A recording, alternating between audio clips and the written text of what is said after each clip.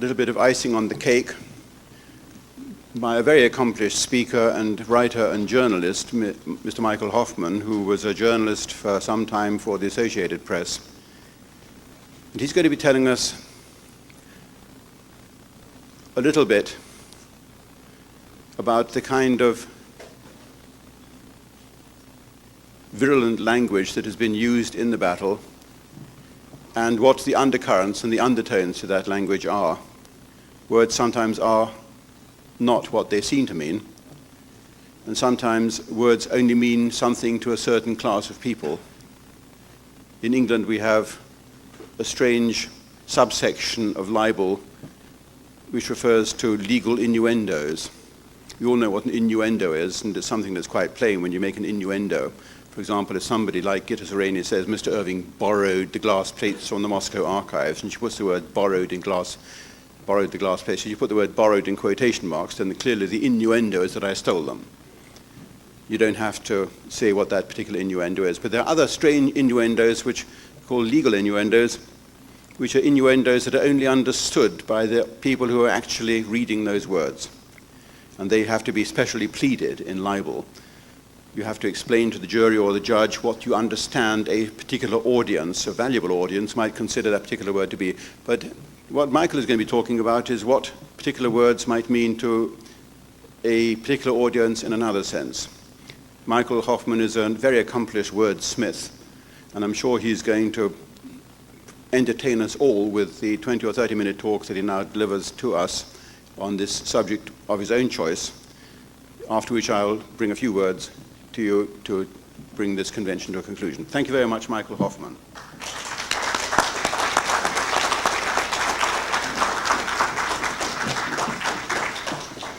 Thank you, Mr. Irving, for that magnificent introduction. I had wanted to write a book about Mr. Irving's trial, but I too am an aficionado of real history. And when I wrote my book on the Zundel trial, I wrote it because I was able to report it from the press gallery. In fact, there's an amusing story when the major television reporter Claude Adams was sitting next to me in the press gallery, and he suddenly motioned to Saul Littman, the bloodhound of the Simon Wiesenthal Center in Canada, and called him over and said, "This is one of the fellows in the yellow van." Well, Ernst Zundel had arrived every day, along with his assistants, in a yellow van.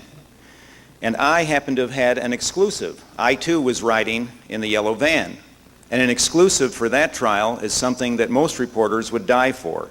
So I don't know if it was a case of professional jealousy or what, but Mr. Adams had fingered me to Littman, and Littman immediately sent over a court policeman to evict me from the press gallery in front of the entire court, which was packed. Every day you had to stand in line to get into the Zundel trial.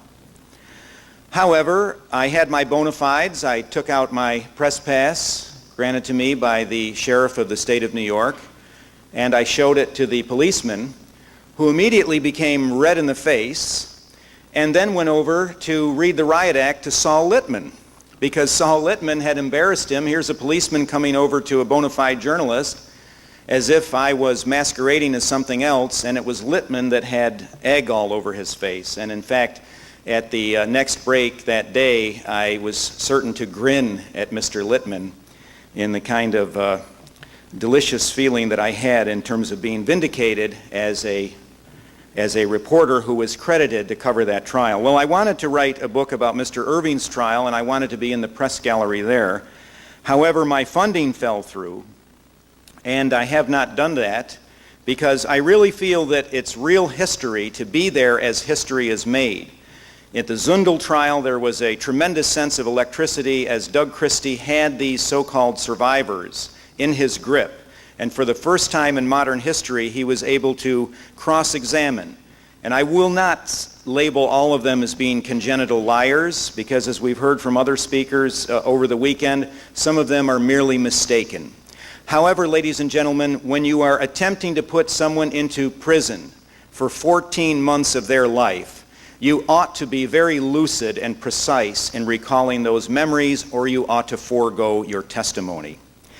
And in particular, I can recall the case of Arnold Friedman, the notorious Arnold Friedman who had testified under the urging of the Crown prosecutor that he had seen colored smoke coming out of the Auschwitz chimney. And in fact, this smoke was coded. He said that he could tell when his Hungarian compatriots were being burned in the crematory by the color of the flames that would be purple. And for Polish Jews, the flames were colored green, and so forth. Well, ladies and gentlemen, when you're a journalist, that's really the grist that every journalist looks for. That's the sensationalism, but it's also the meat. And I believe in the kind of journalism that I do, that I would have wanted to be in that courtroom watching Mr. Irving do very much the same thing that Mr. Christie had done in Toronto. But the opportunity was missed. However, I must say that we run one of the most extensive websites after David's on the trial. We've kept it up with a number of press clippings. And I've even gone so far as to edit out Judge Gray's comments in favor of Mr. Irving. David was telling you this morning about how he seemed to have had a Jekyll and Hyde approach to him. On the one hand, he would say he was very competent, and on the other hand, he would connote something differently. Well, I've taken all these favorable passages and put them in one section of our website. But one of the after effects of the Irving trial, the fallout, if you will, has been some of the post-trial statements that Deborah Lipstadt and her cronies have made. Now, when we're dealing with words, and I think that the godfather of precision language in the 20th century was the Englishman Eric Blair, who wrote under the pen name George Orwell. When we're dealing with words, they can mean one thing to one people and another thing to the in-crowd to whom they are aimed, rather above their heads. I recall when Malachi Martin was being interviewed by the John Birch Society, and he was being asked about his campaign against the infiltration of the Vatican. And they said, "Do you intend to write anything more, Dr. Martin? You're very prolific in this regard." And he said, "Well, yes." He said, "I would like to do what Maimonides did for the Jews in writing a guide to the perplexed for Catholics." Well, right away, given my research in the Jewish archives and knowing what is contained in Maimonides' Guide to the Perplexed, not the antiseptic version that is condensed and encapsulated, but rather the actual contents of the book with the University of Chicago translation. And so I saw that Malachi Martin was sending a sub rosa signal above the heads of his interlocutors towards a particular audience. And this is what we have in the outrageous statements that Deborah Lipstadt made in the wake of the libel trial in London, which I hope to explicate for you today. Indeed, the word Amalek, which we're going to be examining, is the missing factor, not only in understanding the treatment of revisionists, but also in understanding events in Palestine as they have evolved since 1948. First of all, I would like to quote from a crony of Miss Lipstadt's, who was writing on March 15th of the year 2000, which means to say that the trial was still going on at this time. On March 15th of the year 2000, Rayla Mintz-Geffen made the final statement. Now, that name itself is significant to me because Steven Spielberg's movie company, its complete name is known as DreamWorks SKG. That's to say Spielberg, Katzenberg, and Geffen. And one wonders whether Rayla Mintz-Geffen is some sort of a relation of David Geffen, Steven Spielberg's partner. Perhaps not, but it's something for further investigation. Anyhow, on March 15th of the year 2000, Ms. Geffen, a commentator for the Jewish Telegraph Agency, one of the largest wire services in the world, to say nothing of the Jewish world, and a personal friend, according to her own description, of Deborah Lipstadt, alluded to historian David Irving as Agag, the king of Amalek. Quote, "It is the Ides of March and the week before Purim. We know who Agag, king of Amalek, the enemy of the Jews, is, but are not sure who should beware. As a friend of Deborah Lipstadt, I sit in the British courtroom on March 15th and watch the effect on her face as her career and scholarship are taken apart by David Irving. Deborah Lipstadt's work reminds us in the Torah, in the passage about Amalek, of the importance of memory. In my opinion, writes Rila Mintz-Geffen, a friend of Deborah Lipstadt, it is David Irving who should beware. End quote from the Jewish Telegraph of March 21st, 2000. Well, the reference to the Ides of March, of course, is to the assassination of Julius Caesar at Pompey's Theater in 44 BC. But what of this rather inauspicious reference to Amalek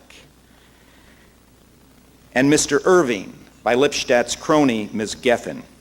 Well, before we get into that, I'd like to give you a few more samples of this murderous polemic. The May 2nd, 2000 edition of the Jerusalem Post, and this is the most notorious of the quotes, headlined its report on the aftermath of the London trial of Lipstadt and Penguin Books as, quote, Lipstadt recounts battle with Amalek. So you see now it's snowballing. It started with the Jewish Telegraph Agency, now the Jerusalem Post. Obviously the editors and bigwigs at that level have taken a look at this word and said, yes, it's appropriate and opportune to stigmatize this man in this way. So I believe that it was an editorial decision by the higher-ups. The article attributes to Ms. Lipstadt the following statement, quote, I sat for 3 months only 10 feet away from Irving and saw a contemporary Amalek. There is no compromise with such evil, end quote.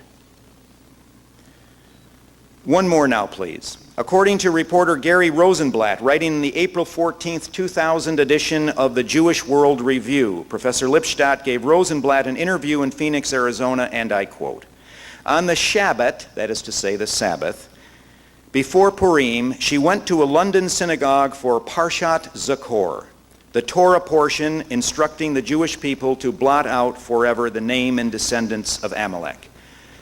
All right, let me pause here for a moment. When they say Torah in this particular context, it's not a reference to the Tanakh, which is to say the Old Testament. It's a reference to Talmud. And this is a very chameleon-like quality. And if you haven't studied this material as I have, you can be led astray on this point. Because so many people believe when the reference is to Torah, it's simply to the Old Testament. It must be all right because, after all, that's the common heritage of Christians and Jews. No. When she's making reference to Parshat Zachor, this is a reference to the Talmud. So let's continue now with Miss Lipstadt. With this kind of evil, she said, with those who deny the enormity of the destruction of European Jewry, there is no compromise, end quote. Now, I don't know how intently you're listening to this quotation from Ms. Lipstadt, Professor Lipstadt. But do you notice a change now in the party line? I'm going to tell you what Amalek represents in a few moments, but I wonder if you have picked up on how she has already altered and done some revisionism herself on the party line. What has been the liturgy according to Deborah Lipstadt and indeed the Wiesenthal Center and the ADL? And all the other alphabet soup organizations. It has been that those who deny the destruction of European Jewry could said to be some type of hereditary or perpetual enemy. But notice now what she says. She says that those who deny the enormity of the destruction of European Jewry, there is no compromise with this evil. You see, David Irving has never denied the destruction of European Jewry. He has questioned the extent, the scope. And so she now has revised herself in order to catch him within her homicidal net. And by doing so, by expanding this category from the particular person of the dissident historian David Irving to the general field of World War II revisionists, Amalek is now denoted by Professor Lipstadt as all those who would deny not the destruction of European Jewry, but even to question the scope, the extent of the destruction, now renders the skeptic Amalek. My goodness. Lipstadt has maintained this homicidal polemic into the year 2001. I suppose someone could make a defense for her and say that, well, in the heat of the battle, David Irving had unnerved her, and therefore it's a case of female hysteria or rage. But once she had time to settle down, she took stock of herself and became more rational. Well, the documentary record says no. As recently as May 3rd, 2001 in Seattle, just a few months ago, according to information in an article filed by reporter Gigi Yellen-Khan, which appeared in the publication Seattle Jewish Transcript, Lipstadt told an audience at the Seattle Sheraton just a few months ago that David Irving was Amalek. She preceded her little disquisition with a quip. She made an attempt at a joke. She said that David Irving is appealing the decision, and this trial is like Shabbos in Alaska in June, never over. Well, of course, you can't begin the Jewish Sabbath until sunset, and sunset never comes in Alaska in June, or just barely. So that was her attempt at humor. But once again, she likened Irving to Amalek. Remember Amalek, she's reported to have said last May in Seattle. Many people wanted me to settle the libel suit, but how could I settle with this man Irving? You can't settle with evil. Well, this is just a rerun of her comments in the year 2000. So those comments in the year 2000 then were very considered comments. They weren't done as a product of hysteria. They were done as an accurate reflection of the kind of homicidal rage that she has towards her opponent. Who then is Amalek? And what is the significance, both biblical and Talmudic, for contemporary freethinkers and dissidents? Amalek was the grandson of Esau. He was an Adamite, and the first among the people known as the Amalekites. Amalek is the hereditary enemy of Israel. The primary proof text here is in the Old Testament in 1 Samuel, where Yahweh says, and I quote, I have decided to settle accounts with the nation of Amalek for opposing Israel when they came out of Egypt. Now go and smite Amalek utterly, and destroy all that they have, and spare them not, but slay both man and woman, infant and suckling, ox and sheep. End quote. And you almost expect a roll of thunder after that passage from the King James Bible. And the text says that Israel's first king Saul slaughtered Amalek from Havilah to Shur. But Saul would be branded a rebel and disowned by the prophet Samuel because though Saul had slaughtered almost all of the Amalekites, Saul had spared their king, Agag. You recall that's what Ms. Geffen had called Mr. Irving. And Agag was subsequently cut to pieces with extreme prejudice, to use the modern parlance, by the prophet Samuel.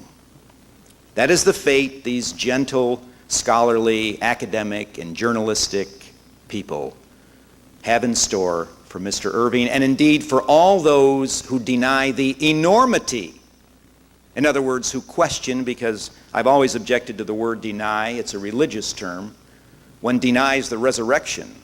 One denies the real presence. One doesn't deny a contention of history. So what we see emerging here as an injunction to kill Amalek, and the connection between David Irving and Amalek is made by Deborah Lipstadt and company, is a not very subtle inducement to assassination. And not just of David Irving, although he is perhaps the most prominent target, but also of every skeptic who dares to question the enormity of the destruction of European Jewry. Now we enter, ladies and gentlemen, into the field of collective guilt. The collective guilt imputed to all those who dare to revise the sacred script, the official story of the fate of the Jews during World War II. This is an important factor in the Talmudic interpretation of the passages of the Old Testament. God ordered that everyone among the people of Amalek be killed, including women and children. Obviously, they shared a collective guilt and were, in fact, collectively punished. And now, I would like you to recall a very important factor in David Irving's trial.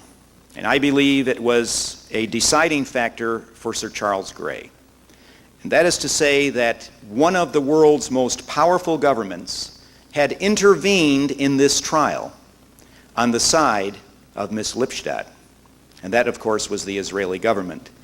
the Attorney General of the foreign government of Israel was feeding documents, including one of the first releases of documents relating to Adolf Eichmann, which was never used, as I understand it, in Lipstadt's defense. Imagine being a British jurist, sitting in that court, seeing not only the weight of the media and Spielberg and the other money bags, but also the Israeli government with its proven record of violence and terrorism. Imagine the effect that has on a judge. And here I wish to briefly draw parallels because I think they're very relevant with the history of Palestine and the Palestinians.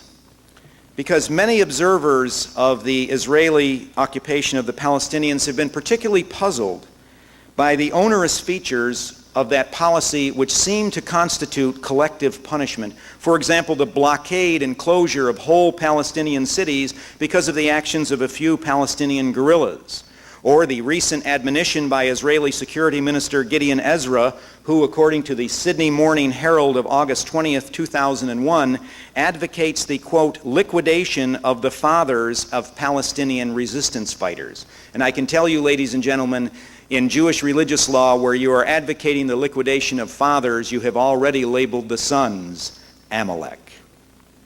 So it would seem that this Amalek category includes both revisionist and dissident historians as well as Palestinians. Indeed, the Israeli academic Hannah Kasher, a researcher at Bar Ilan University, I was able to find her paper on the internet. I don't think it was meant for me, but if you learn how to use the internet, how to sleuth on it, it can be a marvelous tool. She wrote a thinly veiled scholarly rationale for Israeli collective punishment of Palestinians.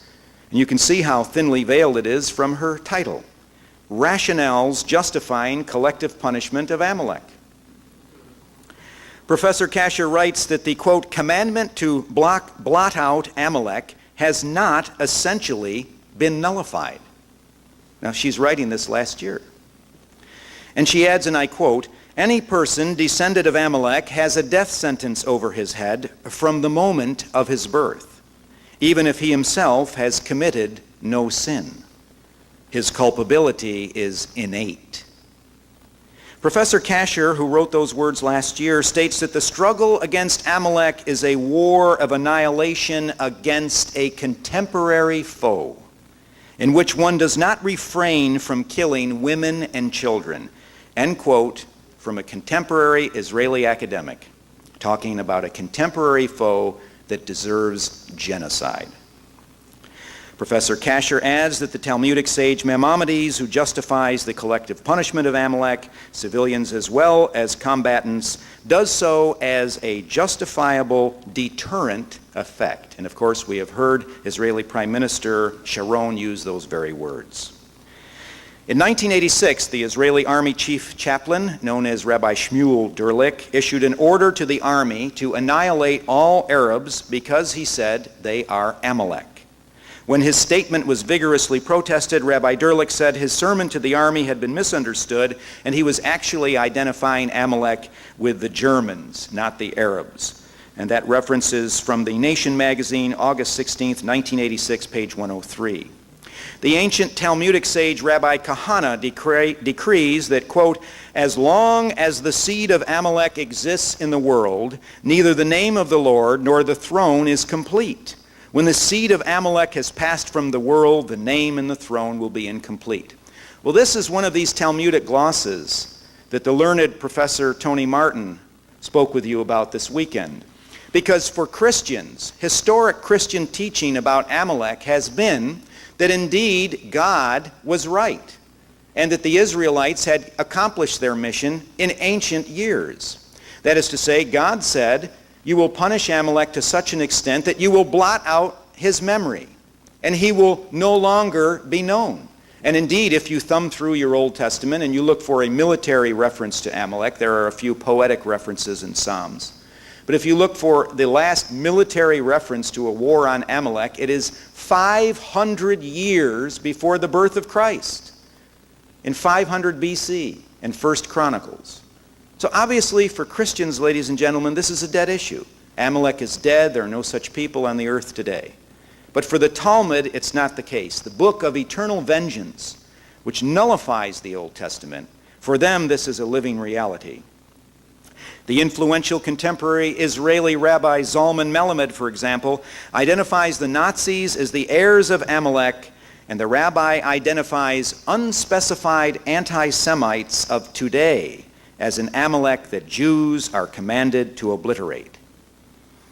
Now, these are ominous statements because they are more than statements. They carry the force of divine injunction.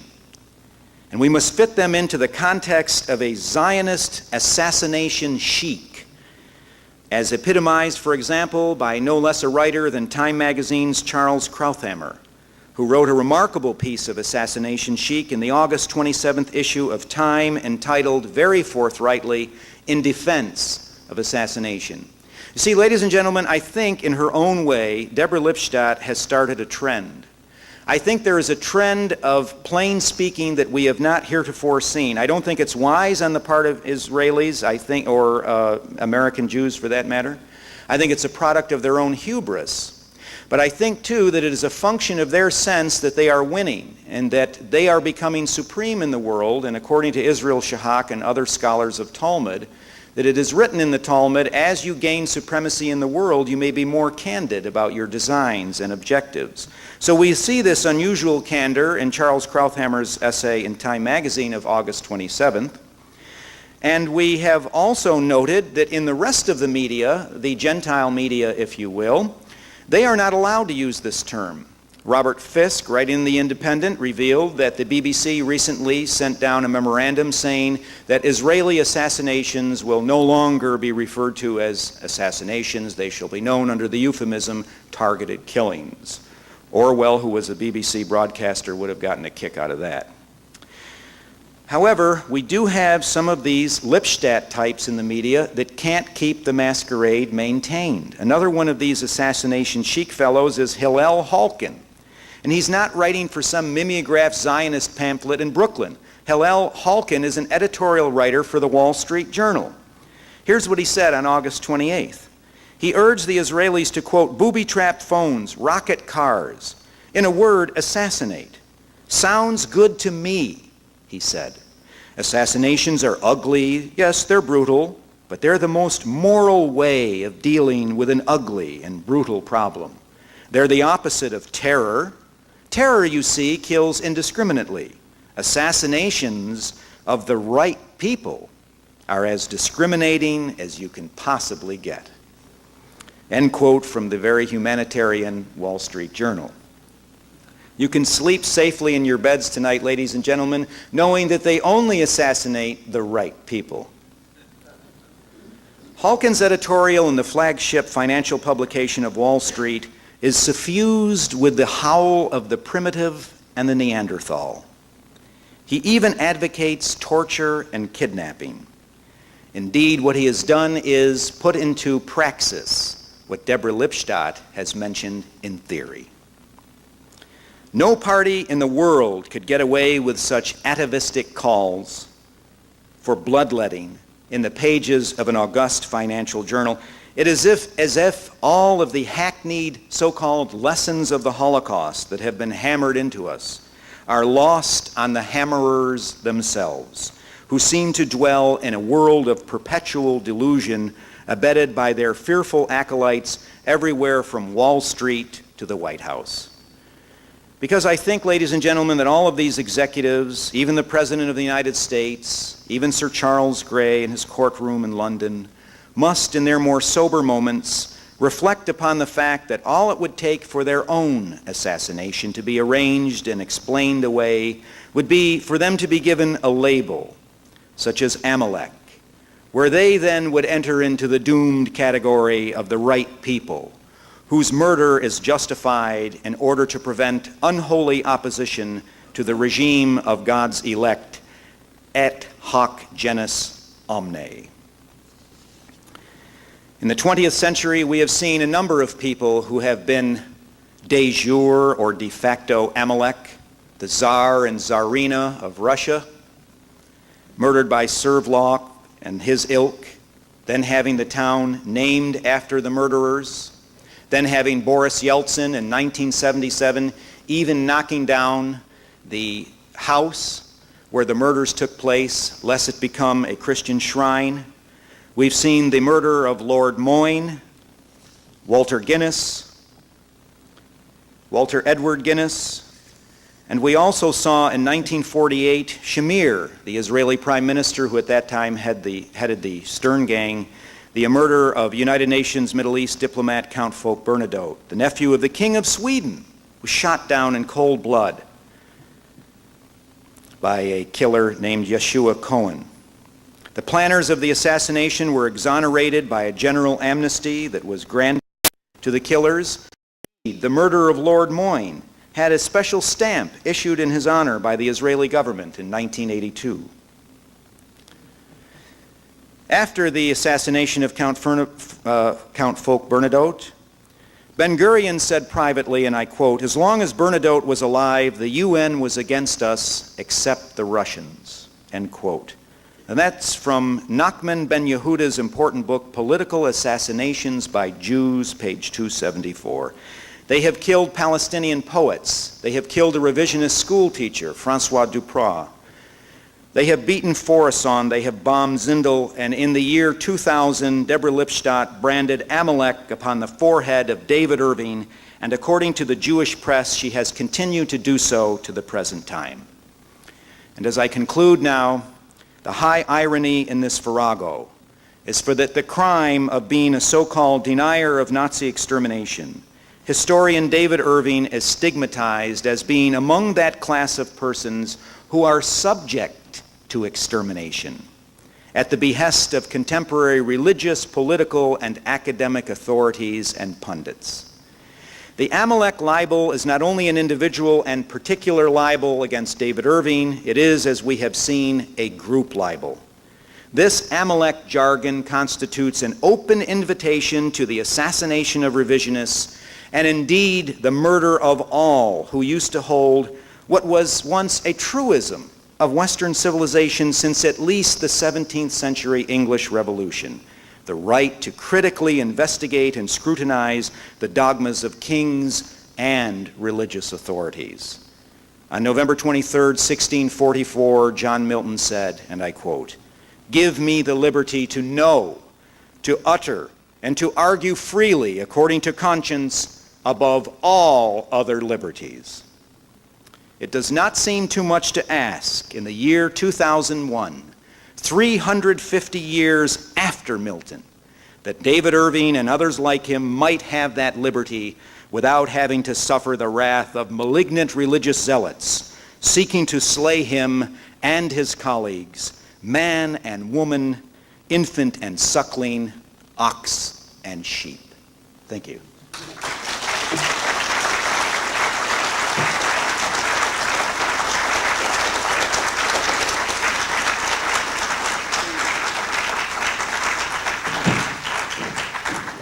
Ladies and gentlemen, one is always a bit tremulous when one invites Michael Hoffman to speak.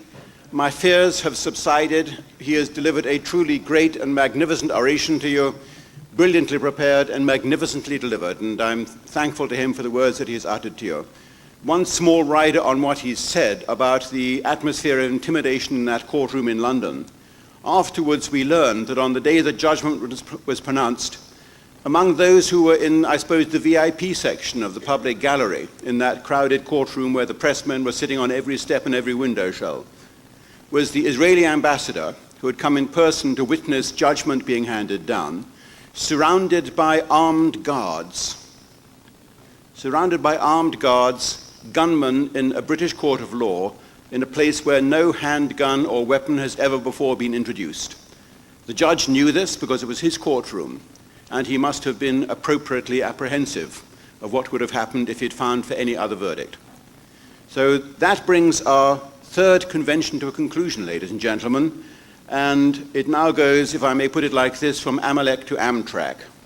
It's going to go from the sublime to the mundane, and I'm going to wish you all a very pleasant and happy and comfortable and safe journey home.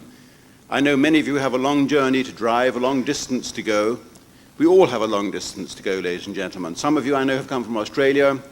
I'm setting out tomorrow on a drive across to Denver, and then from Denver up to Niagara Falls, and from Niagara Falls to the southernmost point of the United States, calling in at a dozen cities and speaking to audiences like yourself. It is worth it, because you are a great audience, you are appreciative of what we have to tell you, you listen, and I know that from here the little ripples that we cast in this small room in Cincinnati will spread out across the entire United States and indeed around the world, those of you who fly overseas.